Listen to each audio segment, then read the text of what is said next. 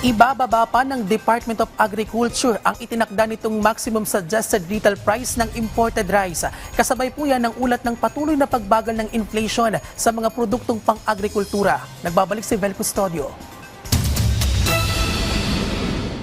Patuloy ang pagbaba ng presyo ng bigas sa kamuning public market, lalo na para sa local rice.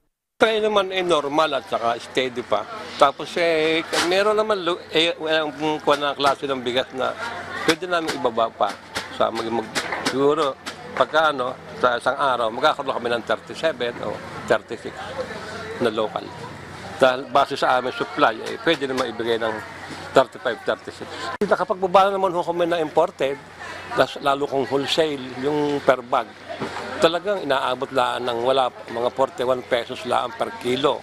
Kaugnay nito, batay sa huling tala ng Philippine Statistics Authority, nananatiling negative ang inflation rate sa bigas na bumaba pa sa negative 14.3% nitong Hunyo mula sa negative 12.8% ng Mayo.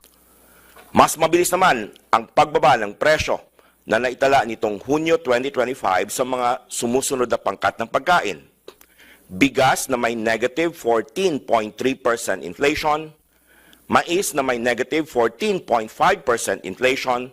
Nakatakda namang ibaba pa sa 43 pesos kada kilo ang maximum suggested retail price sa premium imported rice simula July 16 mula sa kasalukuyang 45 pesos. Mula naman sa 3.4% inflation rate sa gulay noong Mayo, bumaba na sa negative inflation ng gulay nitong Hunyo.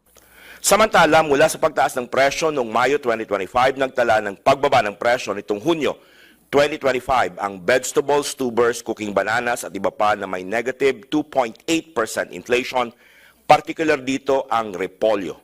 Sa huling bantay presyo noong Mayo, 100 pesos per kilo ang prevailing price sa lahat ng klase ng repolyo. Pero nitong Hulyo, bumaba na sa 80 pesos ang karamihan ng variant ng repolyo. Dahil sa abot kayang presyo ng gulay, kasya ng 1,000 pisong budget para sa gulay sa isang linggo sa pamilya ni Roy Dalin.